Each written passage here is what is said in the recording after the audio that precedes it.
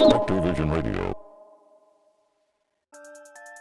Welcome to the Caribbean Mystics podcast, where the veil between the worlds is thin.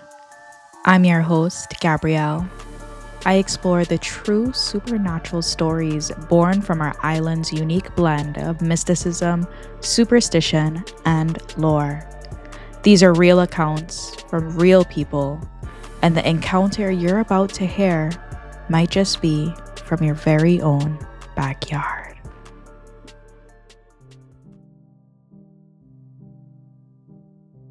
Hello, this is Theresa Angela.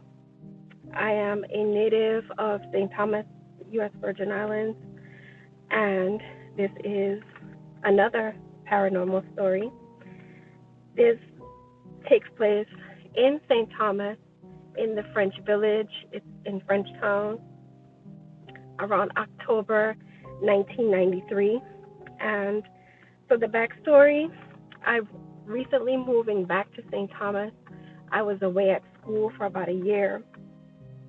And on that journey, my mom called me back home from Michigan. My grandmother was ill. She was, still mourning the loss of my grandfather. And that is who everyone knows in the French Village.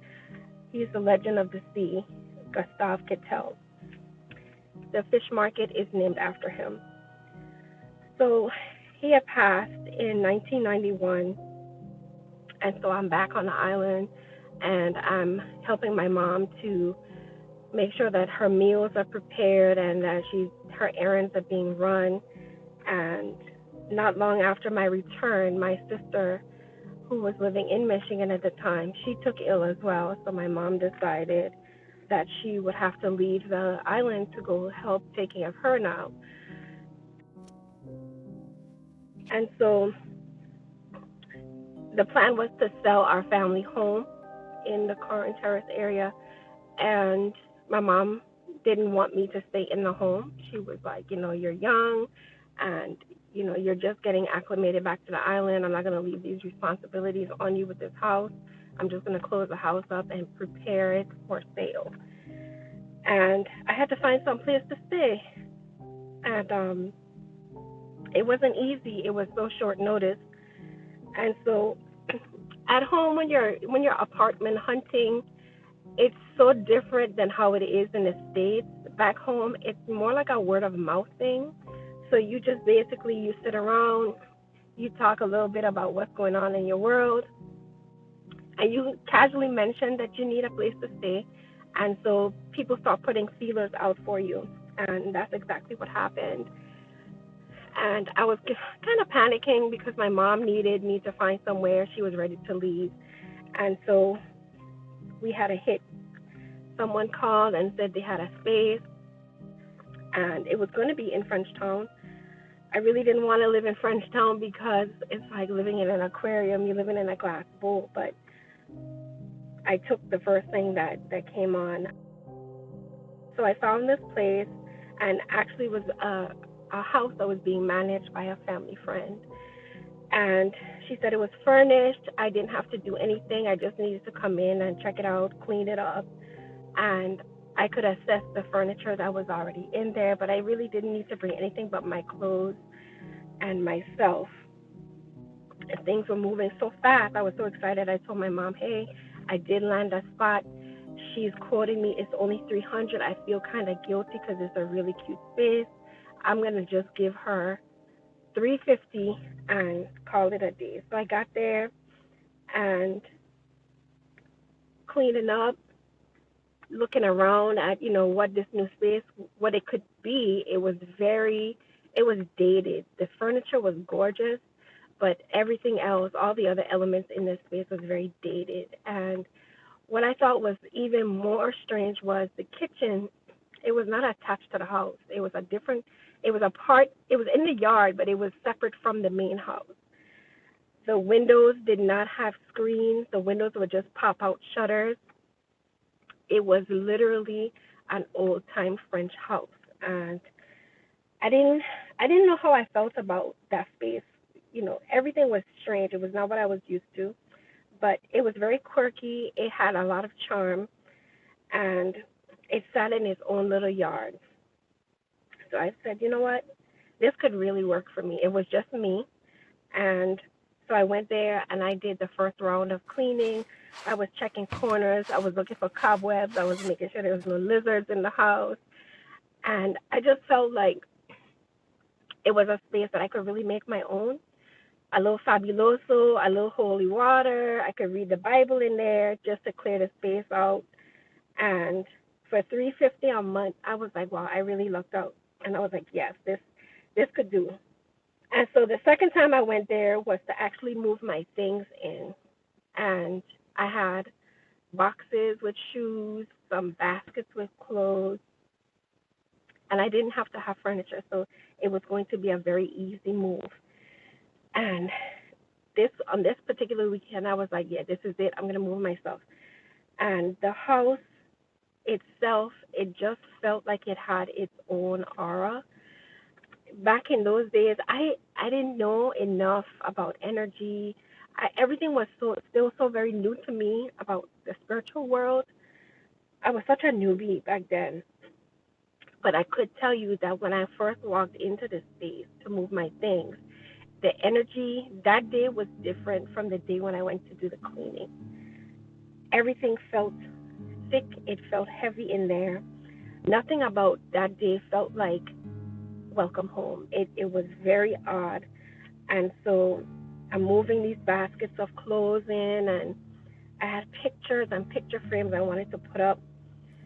And one of the first things I remember doing, I took a necklace off and I put it on the dresser. Now, when you first come into the space, it was like a small, like a parlor. Then you go in, another little short door. The door frame was so short. Like, who lived there before didn't seem like they were very tall people.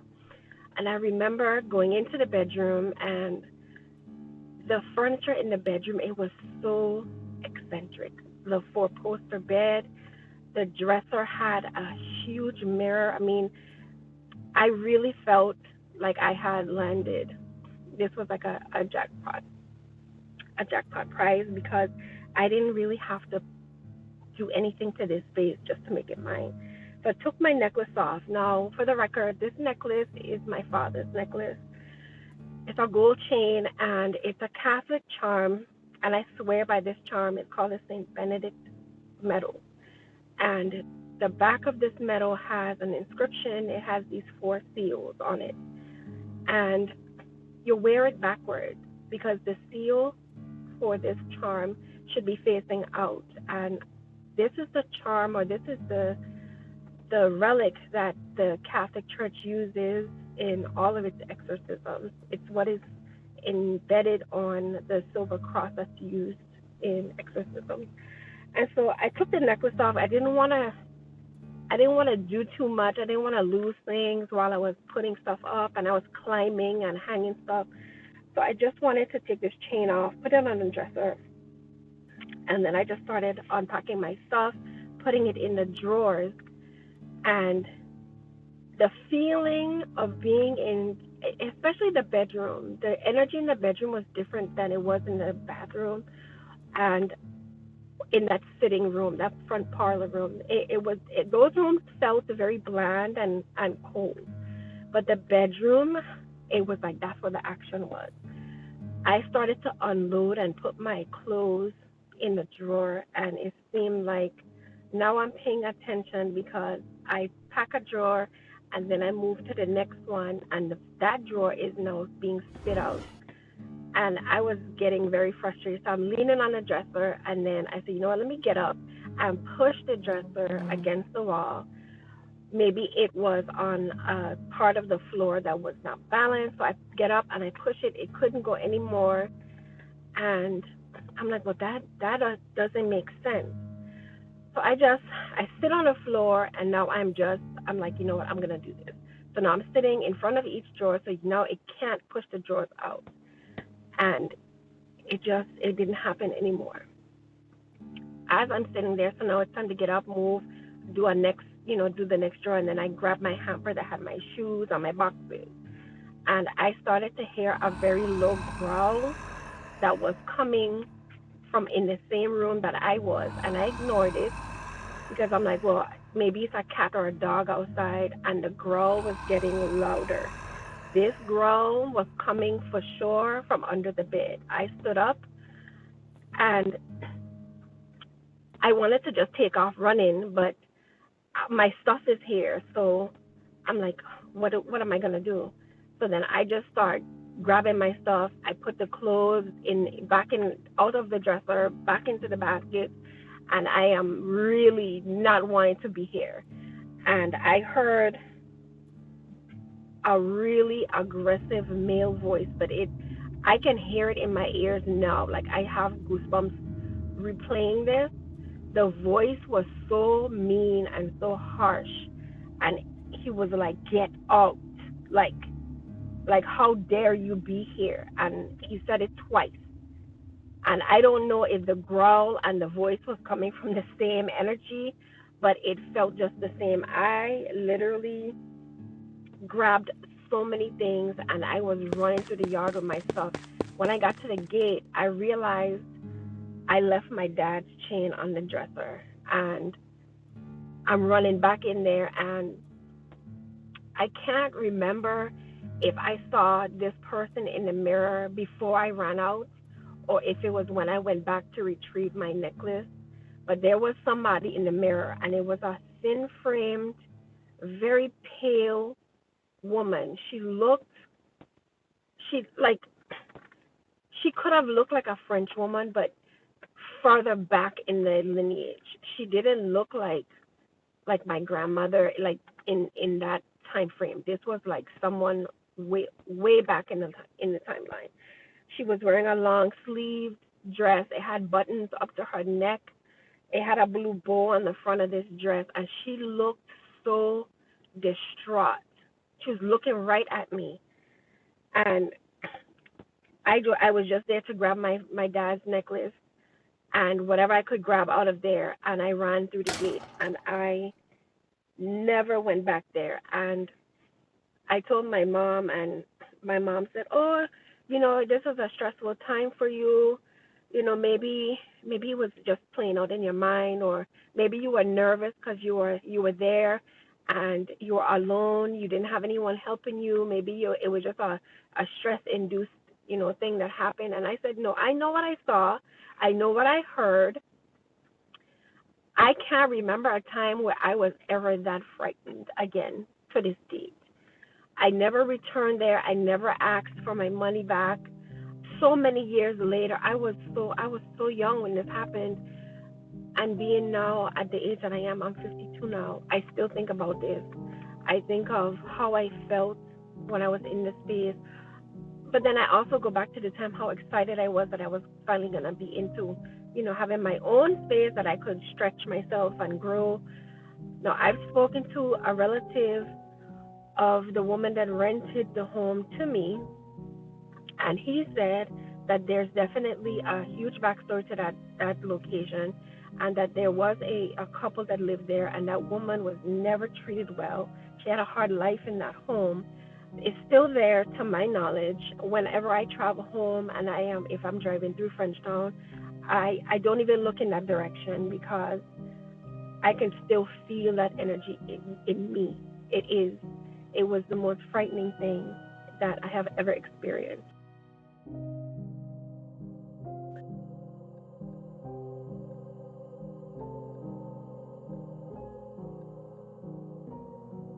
Welcome, welcome, welcome back to another episode of the Caribbean Mystics podcast. I am your hostess, Gabrielle, and it is such a pleasure to be back. We are in episode 5, and it is officially February. I can't believe the year is going by so quick, and we just started. I can't believe we're in February already. But yeah, thank you for being here. It is such a pleasure. I am super excited to be able to continue on season 5. And so yeah, we're gonna jump right into the story. This story is from Theresa. For those of you who've been here for a while, you know that Theresa was in season 1, and she provided an incredible story in season 1 that was essentially about these otherworldly beings that may have saved this may have saved her life and the life of her infant when she was in her 20s. I highly suggest that you guys check that out. Um, and yeah, let's get right into it. So, Teresa's story today takes place in Frenchtown. And for those of you who don't know, we also have another episode called Frenchtown Sukunya in season 1, where we really delved into the history of Frenchtown. But just a little bit of recap for people that might be new and not familiar.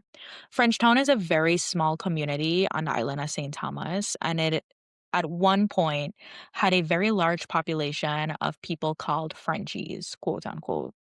A Frenchie in the context of the Virgin Islands is someone who has French descent connected to St. Bart's, um, St. Kitts, but it's anybody that has that French connection.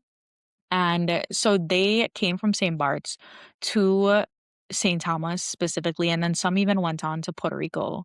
And they formed these little communities. And I would say this movement of people from St. Bart's came around maybe the 1700s and really ramped up in the 1800s. And so the reason why they were moving from St. Bart's is because St. Bart's was a very arid island and continues to be. St. Bart's gets one of the smallest amounts of rainfall in the entire Caribbean. And so people were literally starving on the island. And so they started to mass migrate to other Caribbean islands.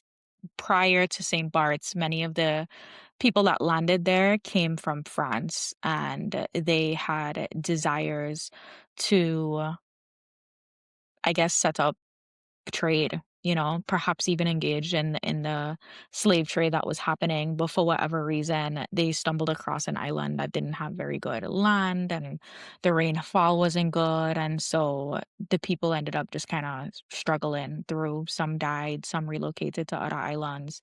But essentially, they were very poor. And so they went over to other islands, one being St. Thomas, and they set up a very small community called Frenchtown, which is right there by our harbor, so right next to the ocean. So as you can imagine, they became people that were fishermen, and they knew how to plant and stuff. And so they would plant little crops and stuff on the hillside. St. Thomas has pretty good soil.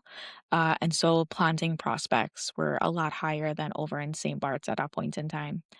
Anyway, so yeah, over time, the French community continued to grow, and they created a community on the north side of the island of St. Thomas. And so you have Frenchtown on the south side, south/west, and then you have the north side community. And so this is just a population of people that have been in the Virgin Islands for, some families have been in the Virgin Islands for over 100 years. Some people could really trace their families back far. I happen to be a Frenchie. Um, and so, yeah. So Teresa is also a Frenchie. Teresa's a cousin of mine. And Teresa talks about needing to find an apartment. And it was actually such a nostalgic concept, because how she described it is exactly how it normally is. Where if you're looking for a place or to live or a car to buy or whatever, or maybe even land for sale, sometimes it is even more beneficial for you to do the word, like the by mouth situation, and you just pass the word along, and then people kind of vouch for you, and they'll be like, oh yeah, I know her, she come from a good family. You could run to her, oh yeah, like my great aunt, whoever is looking for a car, and my great aunt is a nice little old lady. And so there's almost that personableness that allows for you to move more effortlessly, I think, through the community, especially when you have that rootedness and your family been here for a while. But anyway, so Teresa gets this apartment that is long awaited, and she's able to like set up the space how she wants, and she's starting moving in, and that entire process. And while she's there, she starts to have this feeling like something is off. And this is honestly normally how it starts with a lot of these haunted home situations, where it may not be a very obvious event or whatever, but you start to have almost this sixth sense feeling like I'm not alone. There's something kind of off about this energy. I don't know what it is, but something feels like it's watching me. And then over time, we tend to see the behavior ramp up. Luckily for Theresa, the behavior ramped up extremely quick. And so she was able to course change within that first day of moving in. And so one of the concepts of her story that I thought was interesting was this Saint Benedict pendant, because I hadn't heard about it before. I do have a background in the church, but not necessarily the Catholic Church. I'm Anglican. And so we don't really do a lot with the saints. In like the Anglican church, it's just kind of like, you know, you have Jesus and you have God, you have the apostles. But like when it comes to like saint veneration, we don't have that like the Catholic Church has that. And so I wasn't quite familiar with Saint Benedict, but Saint Benedict is a powerful Catholic sacramental medal and it's used for spiritual protection against evil. It symbolizes faith in God's authority. And so it almost gives the vibes of like Michael the Archangel almost. And so this pendant is the image of Saint Benedict who's holding a cross. And the cross, just represents the Father, the Son, and the Holy Ghost. And so it's almost like a protection talisman. It's said to ward off Satan, evil spirits, temptations, and even negative influences, while also blessing the wearer with God's blessing and peace. So some of the virtues that Saint Benedict brings is humility and trust in God. So when you wear it in a chain or carry it in a wallet or whatever, it helps to bring protection to wherever you are, but also the space that you are currently existing in. And so, based off of Teresa's story, I could see a world in which Teresa went into this house with this particular pendant. And then make it worse, she was gifted this pendant from her father. So it already has almost like this energetic strength to it, right? I'm such a believer that like family heirlooms, things that are gifted and given or have been in a particular bloodline for a long period of time tend to have such like an energetic reserve. The fact that this was gifted from her father, I'm sure was extra powerful because he probably had it gifted to him. And the fact that she was wearing it may have agitated the energy that was already existing in the home. And I think that when she took it off, because she didn't actually experience the intensity of whatever this was until she had taken that pendant off. And it was almost like it had taken off the cloak of protection that she had on, which I thought was really, really fascinating. But her telling this story about how she's putting clothes in the drawer meticulously and how the drawers keep getting pushed out and she'd push the drawer back in and it's pushed out, like you could see where whatever this was already agitated with her presence. She's probably moving things around. She come in here with her little protection amulet. And so the energy is already irritated. Based off of what Teresa said as well when she was describing the couple that used to live in this home for many years, I could also imagine that Teresa's energy was not in alignment with the energy that was there. Whatever was there feels like it was already, like it had maybe some negative energy attached to it. Perhaps it was angry, was resentful. It could be that it hates women. Um, and for whatever reason, whatever energetic resonance Teresa was walking with was deeply agitating for this energy.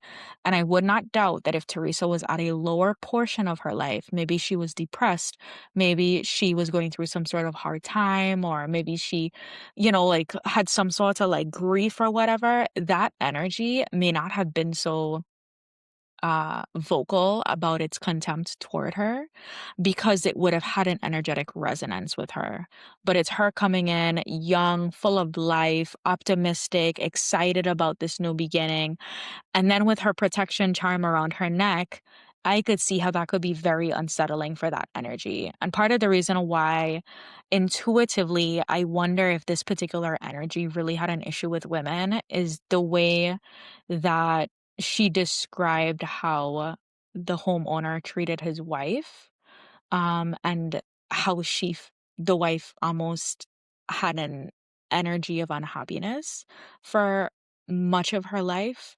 I feel like there might be something there with that energy and women specifically, which is also a concept that I think is really hard for people to perceive, because we like to think that like when people die, they kind of are released from their worldly, egocentric conceptions, and there's almost like an omnipresence, benevolent energy that they tend to envelop, and that's not true for a lot of energies. Sometimes people does really be like their souls does really be trapped in a particular lifetime because they have not been able to make amends with what's happened there. Maybe they're holding on for whatever reason. Maybe there's a lot of bitterness and resentment. And for whatever reason, they just can't let that go. And what that does is it traps a fragment of the soul um, in that lifetime. And that energy almost gets stored wherever that soul feels most comfortable. And sometimes that tends to be the home in which they spent most of their time with. Also, i.e., next week, we're going to be talking about lost souls in our next Caribbean Mystics deep dive. So I'm actually really happy that we are having this conversation because it's an excellent precursor to next week's conversation. But yeah, sometimes pieces of souls can break off and fragment, especially if they are feeling, if they have some sort of like hardship or pain or whatever. And so sometimes that means that the aggressor, a piece of his or her soul is broken off, or the person that is hurt in that particular lifetime or in that particular place, a piece of their soul may break off and may be stored in that area. I'll watch a lot of these shows where you have mediums go into different areas and they'll try and connect with the energies of those areas to figure out like what do they need in order to help them transition. And you'll often find that there will be a lot of different energies from different timelines stored in one location. So sometimes a medium will walk into, there's a really famous hotel that I can't bring up, but it's the Cecil Hotel, haunted. People have been talking about our hotel for decades. Mediums have gone into that hotel and they always acknowledge there are multiple energies here and there are multiple things that have happened here.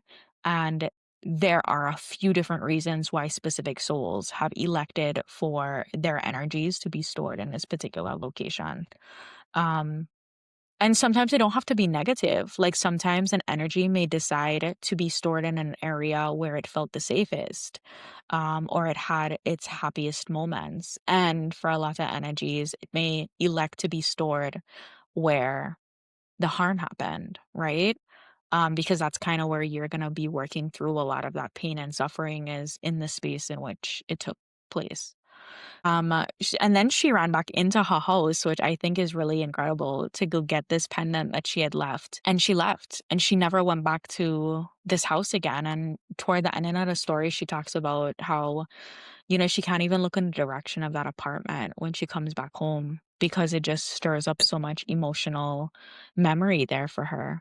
And I hear that a lot from storytellers where they will often talk about how while they have reconciled the experience, they also feel an energetic stimulus when they are in certain places or they get certain reminders like smells, tastes, you know, the things that they hear may bring them back to that point, and they do end up having an emotional connection to that particular location. So actually that brings us around full circle, because if you can consider like, oh yeah, even in my waking life, like when I pass that haunted vet's office, when I pass by that haunted church where an apparition of a spirit appeared to me, while you may have been over that event and you're not emotionally drained by that experience, you understand why it happened, you understand it had nothing to do with you, or maybe you helped that energy to transition, or whatever the story is, there's still a way where you're emotionally tied to the experience because you had the experience. And it's not a reflection of someone that hasn't gotten over, hasn't healed, but it's a reflection of someone that's felt, that has endured, that has experienced, and they will always hold a piece of that experience with them for the rest of their life. And so I could imagine that in a larger context, that's kind of what happens for spirits that end up stored in these areas. And sometimes there is a reconciliation that has to happen before they're able to transition, whether that is they make amends, they kind of figure out why this happened to me, they take accountability sometimes, or sometimes they need to hear something like I'm sorry, or I see you, or I witness you, or you're free to go, like I release you from this experience. And a really good example of this we saw is during our Halloween episode, The Hanged Man, that was in season 4. So it's just a few episodes back if you want to go listen. But this was a story all about energy and the need for closure for that energy to be able to transition in totality to the next dimension. But yeah, anyways, this was a fun episode. Theresa, Gil, thank you so much for sharing your experience with us. I'm trying really hard to keep these discussions at a reasonable time frame, so that way I'm not holding you guys up and rattling on, rattling on. But yeah, let me know what you think. Consider joining my Patreon, and when you join Patreon, you get the episodes early and they're ad free. And they also help to keep this podcast going. As you can imagine, it's very expensive to pay for all of the software and all of the equipment. And so every little bit helps. And I try to keep it reasonable. I think like the lowest thing you could sign up for is like $2. And so if you're willing to give me $2 a month to keep Caribbean Mystics in, I appreciate it. Otherwise, you can share episodes and tell a friend to tell a friend, and any little bit helps, to be completely honest. I'm just really grateful that you guys choose to be here, and it is always an honor. Please, please, please, please, please share your stories with me. The more stories I get, the longer I can make this season. I'm just happy to be here and in service to all of you. And yeah, join my Patreon, share the podcast, comment, please send comments. And yeah, I love all you. Have a beautiful day. Bye, Misties.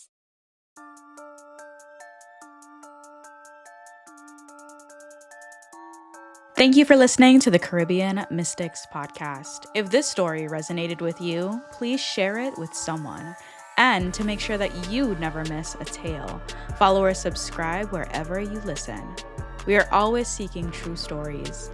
If you or someone you know has had a supernatural encounter rooted in the Caribbean, I want to hear it. Send your story to caribbeanmysticspodcast@gmail.com. That's caribbeanmysticspodcast@gmail.com.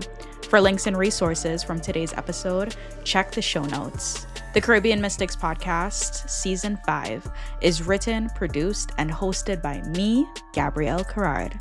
Until next time, stay curious and maybe leave a light on.